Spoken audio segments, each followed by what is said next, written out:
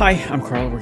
We're here with Cars and Calibers. I normally talk about cars and watches. We do that regularly. These are the some of these are cars, some of these are watches, and some of these are fountain pens. We're talking today about the fountain pens, and we're going to do it in a different way. We're going to do it because I've got a new toy to play with, which is this.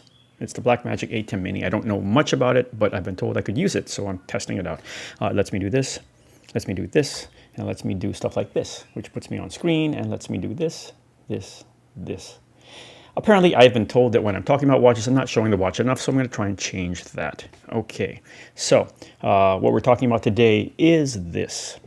Okay, this is the Chronoswiss Steeloscope made by Pelican. And the story of this is actually very, very cool. The story of my story of this is basically that I had a meeting with Gerd Rudiger Lang, who started Chronoswiss is a German watch company. It's an independent. Well, it was. Now it's been bought out. But anyway, I met him and his guys, and we were chatting. And I said, all the watches are cool, but why do you all have the same fountain pen? Because I was learning about fountain pens at the time. I said, why do you have all the same transparent green Pelican? And is that the green ocean? And they said, oh, you like it? No, it's not. Like, what is it? I was like, oh. And then he told me about their new project. The new project was that they're going to make a pen with Pelican for themselves. So they had to make like 1,000 of them. Now, Pelikan is the old German solid fountain pen company, right? Pen company. And they made in the 90s, I think it was the 90s, they made what they ended up being called the Green Ocean, which is a lighter transparent fountain pen. They call it a demonstrator because you can, traditionally it was so you could demonstrate how the thing worked, right? Okay, so you can see through that. So the Green Ocean came out in the 90s. It was a special edition. I don't think it was limited. The next one that came out is the Blue Ocean, which was limited because they realized how cool it was, and it did very well. This is even more limited, and it's very cool. Now, Chronoswiss and Mr. Lang are very particular with their level of finishing. What they wanted to do was put high-quality watches with good levels of finishing and detail into the hands of people who like them without necessarily spending way too much money. The difference with this one, okay, for one thing, it came in this very cool box, which is a little beat up. Okay, it is actually, it's surprising because fountain pen collectors don't always know about this, and watch collectors don't always pay attention to it. So it's the geeks in the middle who get caught, and that's me. And I wouldn't have known about it if I hadn't seen it with him, right, at all, completely. So anyway, so it came with all this stuff, including an extra nib. And if you're into fountain pens, you know that's important. So you already have an extra nib, okay? So you have two of them in this nice little box. And it's signed by Mr. Lang. This is 693 out of 1,000. And it's signed by him. He signs everything with his own fountain pen in his own ink by hand. And it was funny because when I was in Baselworld, and I said, okay, I'm finally going to buy the pen, which was not cheap. I went to them, and I went to the front desk, because he said, just go to the front desk and ask for the pen. And I went there, and the front desk stared at me. What are you talking about? We don't sell fountain pens.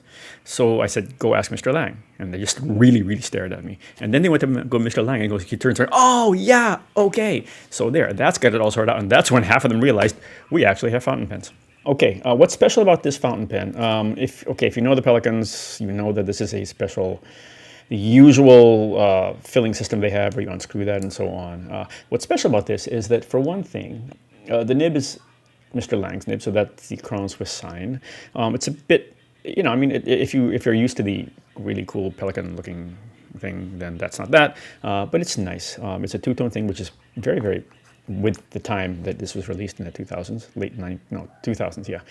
You can change the nib fairly easily and so on. What's special about it is that this is using silver, and it has all the details. This was one of the details of Mr. Lang, of Chronoswiss. Well, they're one and the same, right? The onion, what they call the onion crown, this is the thing you would see on that's a crown instead of that.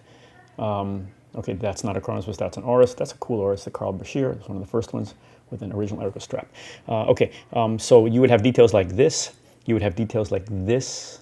You would have, okay, this is kind of patinaed right now. But there, and then at the bottom, you see the number, and so on. So all the details, all the that detailing, that kind of fluting is there. This is silver. So there. It's just a very, very cool fountain pen. It's kind of unique.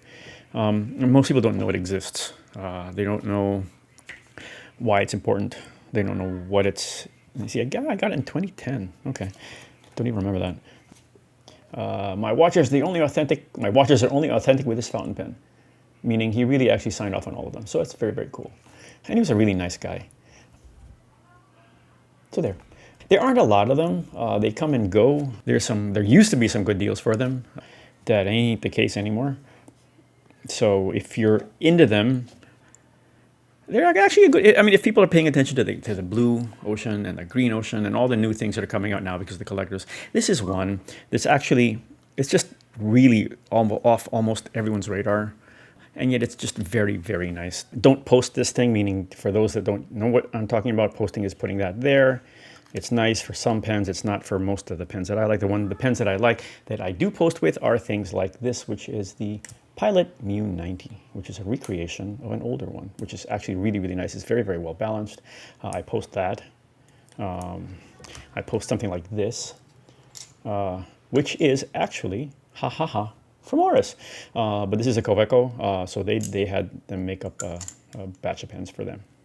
Anyway, there. So that's what that is. It's an unusual pen. It's quite interesting. It's got a great story. We really like it. I've been asked to do more fountain pen things, so we will see how it goes. Anyway, so that's how we say goodbye. We say goodbye with this. And I'm going to be talking more about, these are some really, if you can find these, they're really cool.